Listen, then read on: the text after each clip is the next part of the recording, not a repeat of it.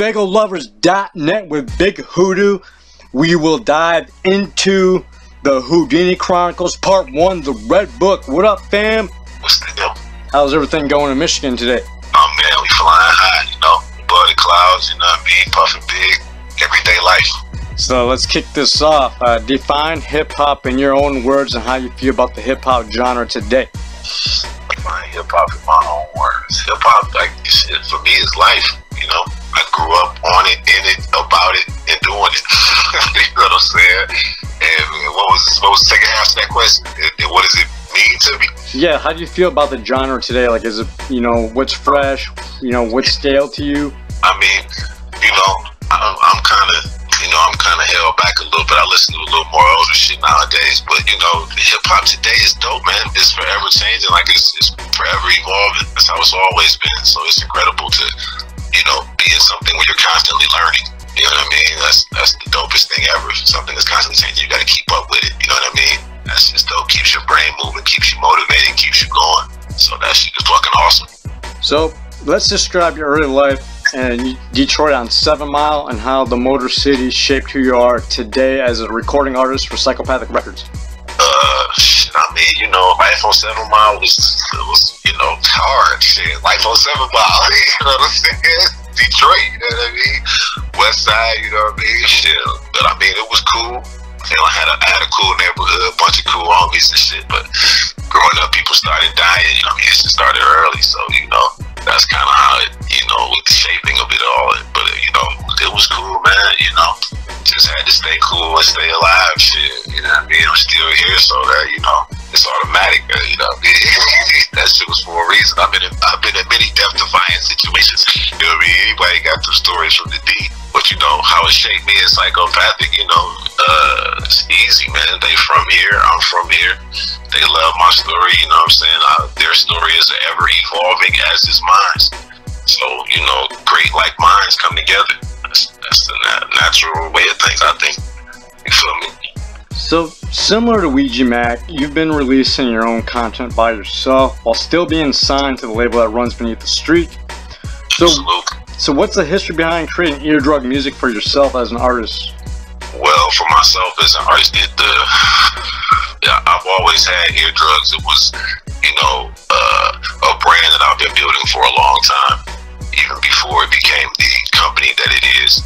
And, I've just been expanding that brand on my own for a while, but I don't release, as things until they're ready. You know what I'm saying? So, shit, when it was time, it's time for that. It's time for me to do what was done for me. You know what I'm saying? I got a whole host of people that are very creative, very involved, and, they're ready to hit the scene. So I had to create the avenue for them to be able to do that so I can give back. I owe a lot, you know what I mean, to everybody around me that's been helping me, keeping me alive, you know what I'm saying, for all this time. So I'm trying to take care of those that took care of me, you feel me, and more. Hell yeah, man. It's dope that you're able to do that for yourself. Now, yeah. DJ Clay has been about doing another Let 'Em Bleed mixtape and mentioned working with Psychopathic Records artists. Were you approached to be featured on the next Let 'Em Bleed? Is that what he told you?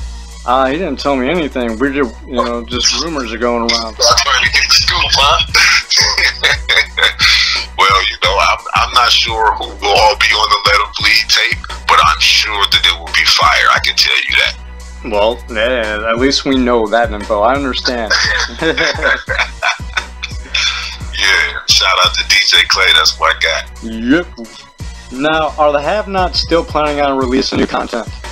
The Have-Nots are awesome, as a lot of people know already. And I don't know if you've ever paid attention to any Have-Not interviews or seminars, but one rule that we have is the Have-Nots do not talk about one another without the other one present. So, when you do the ABK interview, we're kicking about that. You know what I'm saying? That's how we always answer. If it's just one of us, we don't answer for the other one. You feel me? Oh, I totally relate, man. Yeah. That's just one of those things that, we gotta respect.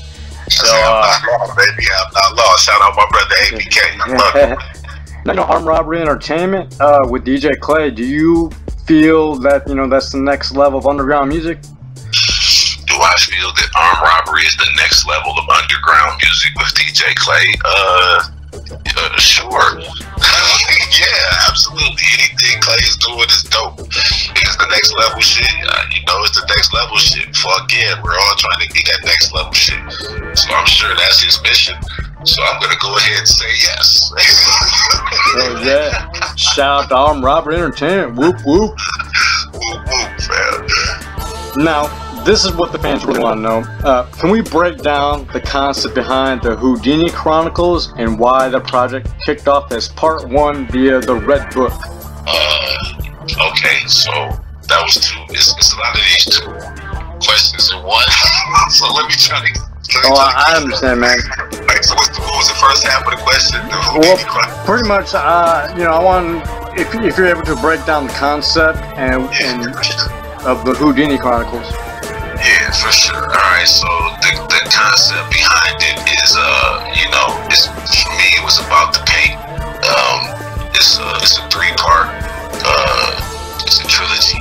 And the first part is obviously part 1, but the first part is the red, you know what I'm saying? That's why it's the Redbook. The second part, you know, between, you know, how we release them would be black and white, that's the colors of my paint.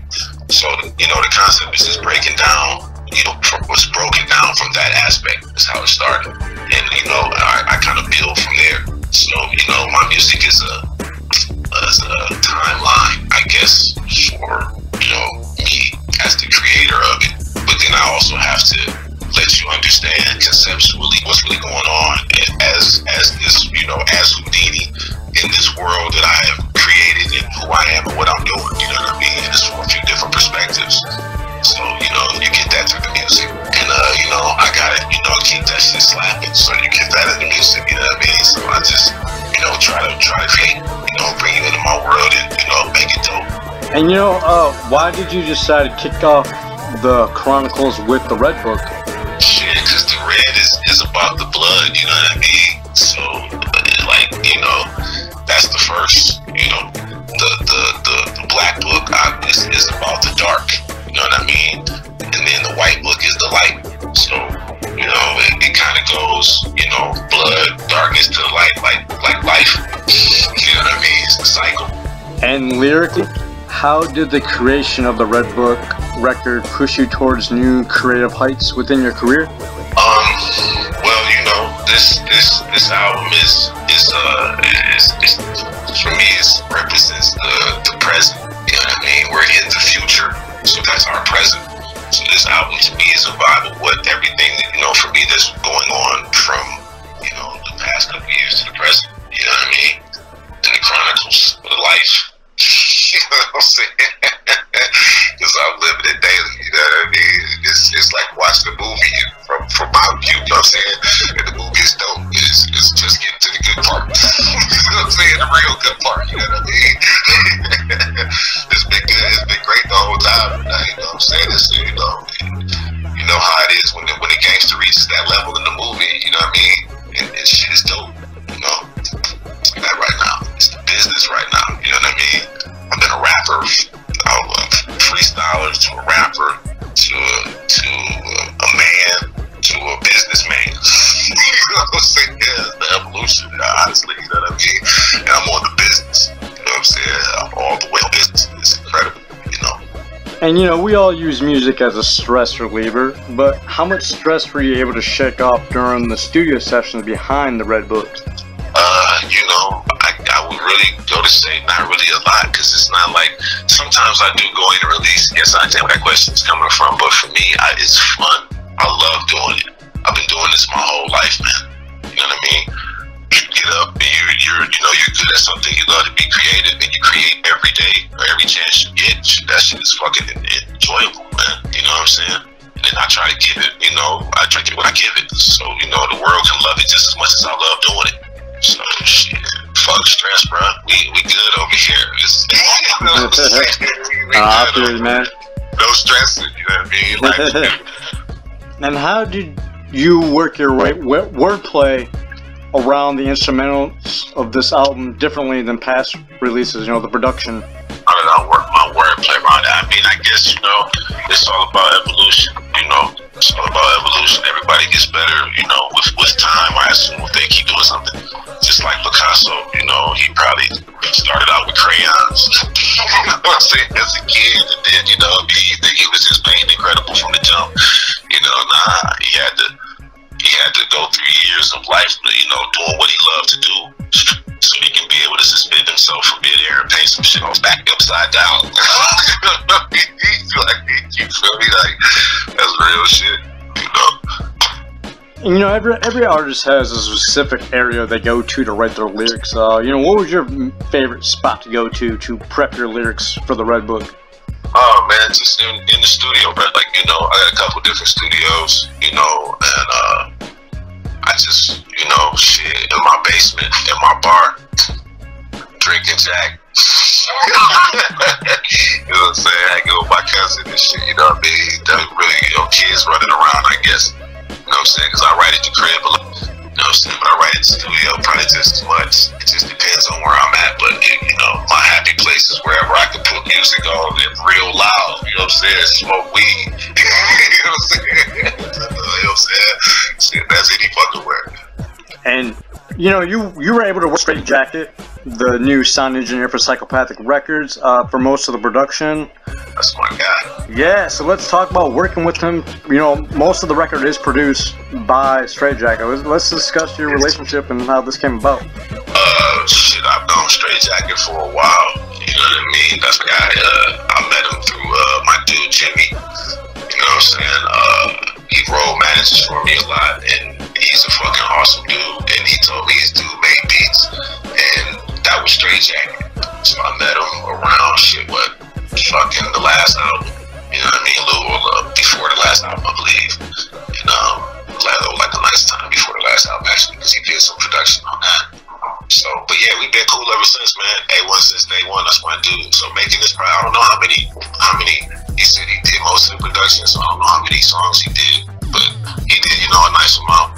But it's dope, man. It's always still working with your peoples. You know what I'm saying? Like, we're actually cool. That's like my dude. We're actually like, you know what I'm saying? That's like my brother, like type shit.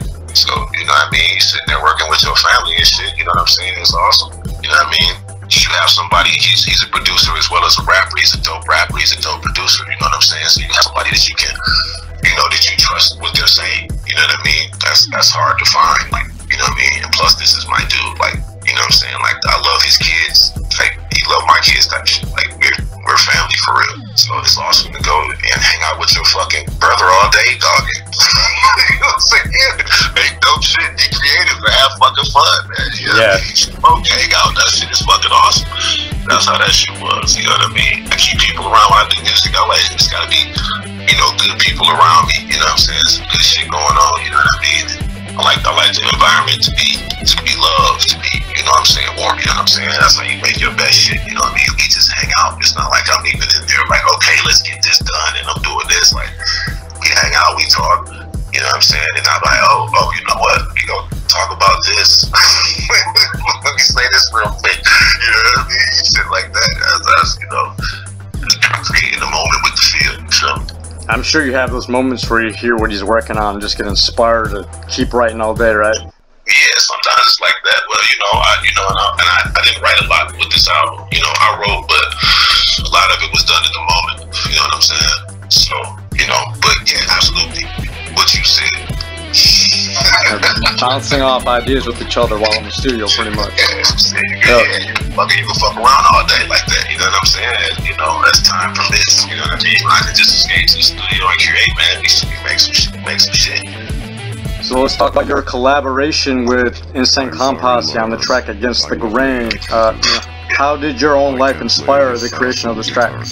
Shit, I guess fucking every corner of it, as you can hear through the verse, you know, everything I say is everything. You know, that's almost a summation of, you know, my life thus far, maybe. I don't know, you know what I'm saying? It's right there in the words, straight up. You know, it was the same thing with my brothers, my big bros and shit. They understood it off top, you know what I'm saying? You know, Violent J loved it, you know what I'm saying? Super loved it. That shit happened like magic, you know what I'm saying? And then even the making of the track was real magical. Like, it felt like it would be a monumental track. You know what I'm saying? You had those certain tracks where it's like, man, this was gonna be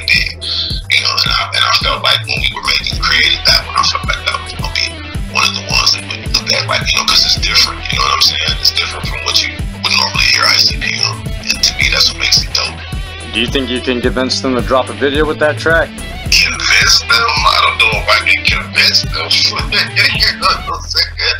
But we'll see. We don't know what the future holds, man. You know, if I had my way with it, I'd do a video for all the tracks, bro. You know what I mean? But, you know, as life is today, and as time permits, we do what we can when we can, you know. So we'll see what happens. You know what I mean? That would be dope, though. We talked about that. We talk about videos for everything. You know what I mean? That's the, you know, there's always a concept behind it. Just whether it gets done or not, you know what I'm saying? It's just how it be. Some things we work through and some other things be like, you know, budget-wise, different kind of shit, you know what I'm saying? It should be real nowadays, dog, you know?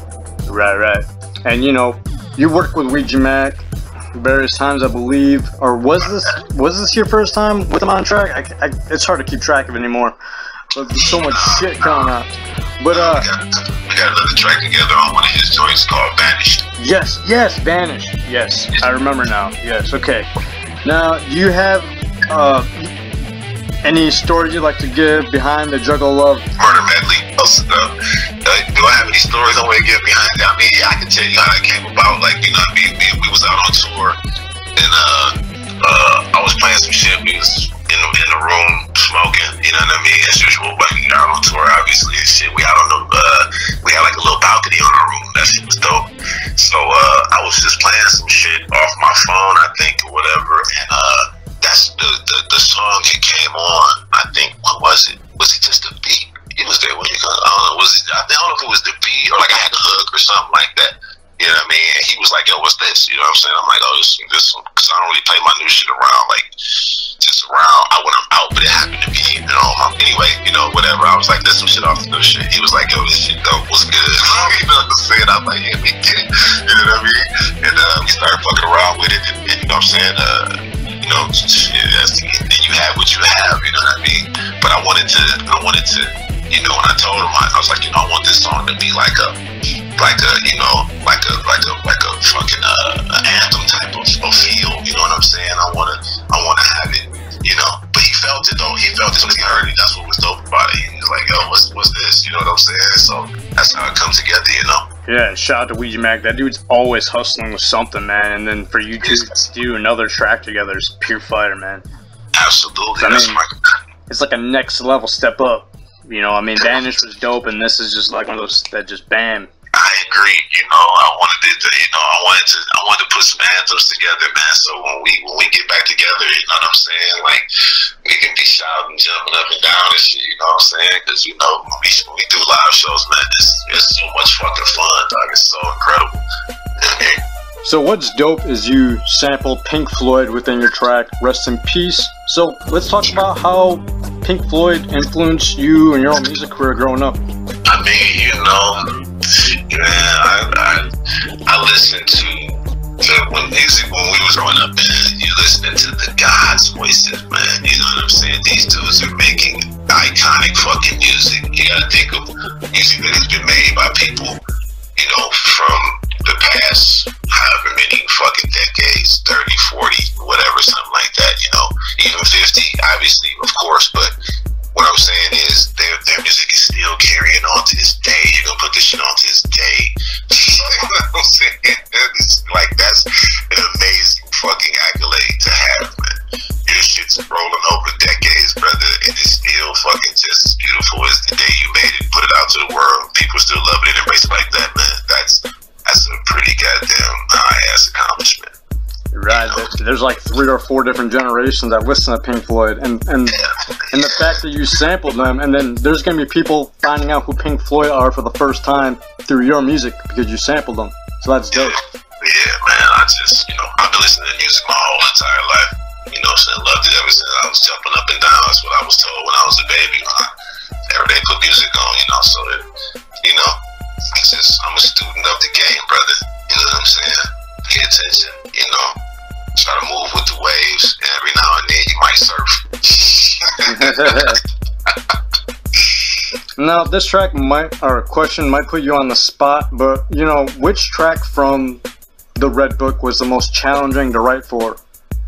I don't know. You know, not even. Oh, you know what? You know, it was the most challenging. I do know.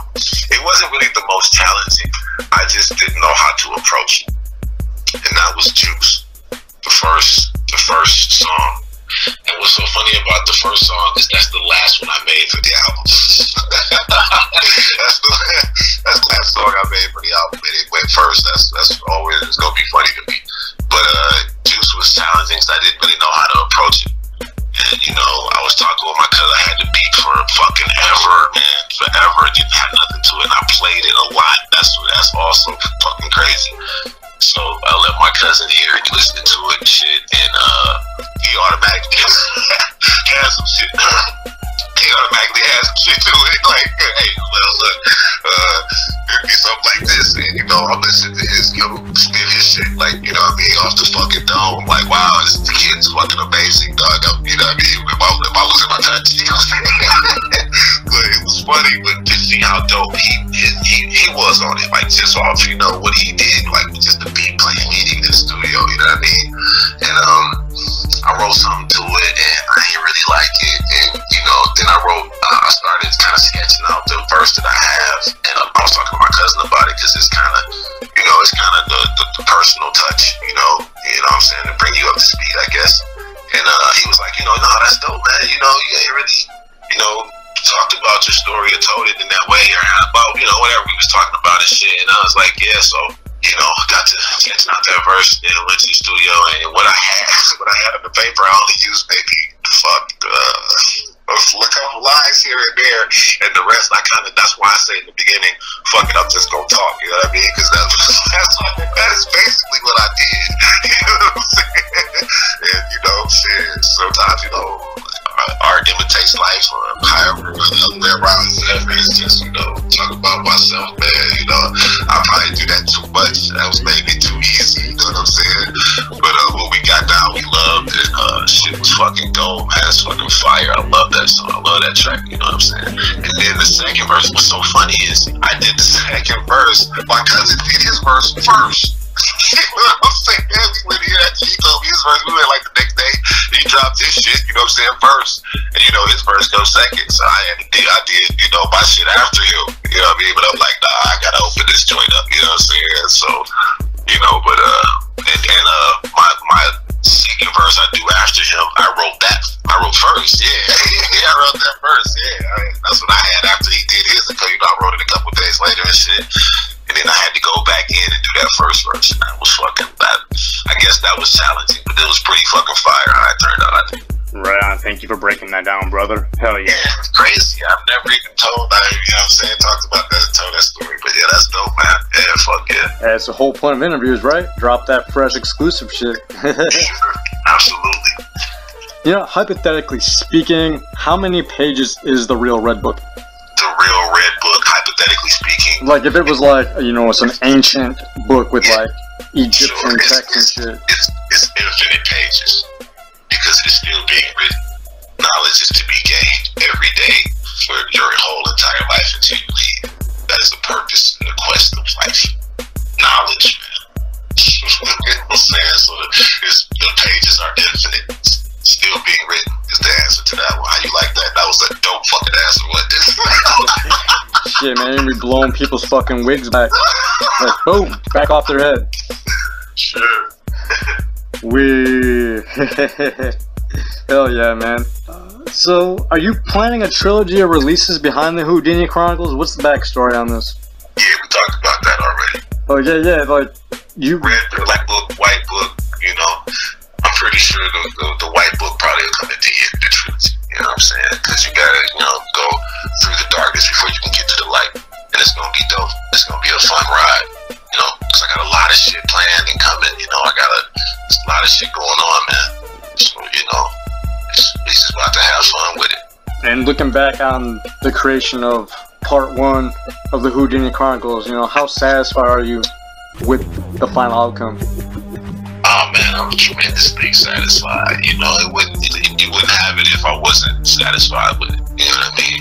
I wanted to, you know, honestly put one more song on there, but we couldn't get it done in time. You know, and it was a dope ass feature too. I would have loved it. We're still gonna do it, but you know, but I mean, that's nothing. Like, you know, that's nothing. I feel like since it didn't make it, it wasn't supposed to go on there. It'll probably be on, you know, one of the other ones. I mean, but it's a fucking dope song. But completely love it, and then I present it to you as a gift. You feel me? I get my gifts from the heart when they under the tree. You know what I'm saying? You feel me? You running down the hallway and bust that paper open, fam. You know what I mean? You know, I want you to love my gift. You know what I'm saying? You feel me? I want you to love my gift, man. I got a lot of kids, you know what I'm saying? Straight up. Every Christmas, I love seeing their faces. You know what I'm saying? And they look at that tree and they go that whole entire day. You know what I'm saying? That's how I feel about what I give to the world, brother. Straight up. And what do you hope to accomplish as an MC in the next decade within your career? Everything. Easy answer. That's the only one answer. One answer I'm giving. One word answer. The question I'm giving. Everything. Next decade, I want to do it all. Gotta put Ear Music on the map. You know what I'm saying? I got my cousin coming. I got my other cousin coming. I got Bam Beta. You know what's funny? Everybody keeps saying Bam Beta. I've been calling him Bam Beta, but it's Bam Beta. His full rap name is Bam Beta Truth. You know what I'm saying? This for everybody, so they know what to call him from now on. You know what I mean? But I think Bam Beta is funny to me. You know what I'm saying? But yeah, I got Guns coming, Black's coming. That's my other cousin. You know what I mean? Like, come on, fam. I got this youngster coming. I got the guitarist coming. Tristan coming. You know what I'm saying? He about to go crazy. You know what I'm saying? We about to go fucking straight ape shit. You know what I mean? But yeah, next decade, bro. Let's do it. Let's ride off into the sunset. You know, fuck it. Let's make it 20 just for the fuck of it. You know what I'm saying? But yeah, man, we trying to do it, man. You know, as everyone else should be doing, man. The world is crazy. It changes every day, man. You should get up every day and live life to the fullest. Pass the Hoodoo blessing. Well, there we go. Thank you very much for doing the SpeckleLovers.net exclusive. And Juggalos, be sure to catch Big Hoodoo set on the Hollow Wicked acoustic show digital experience. Stop playing with him, boy. You about to go down. Well, you know what we do every year, fam. But have a great time, man. I love all y'all family, man. Y'all keep your hands up, stay together, you know what I'm saying? Stay aware, man. Spread love, you know what I'm saying? Straight up. Woo woo. Take care, brother. Much respect, and I hope you have continued success for the next 20, 30 years, brother, and beyond. Thank you, family. I greatly appreciate that, man. It's a great interview, man. This was fun. Oh. Whoop, whoop, brother. Woo woo. And tell Scotty D I said, fuck off. Yo, peace, man. Peace. Later.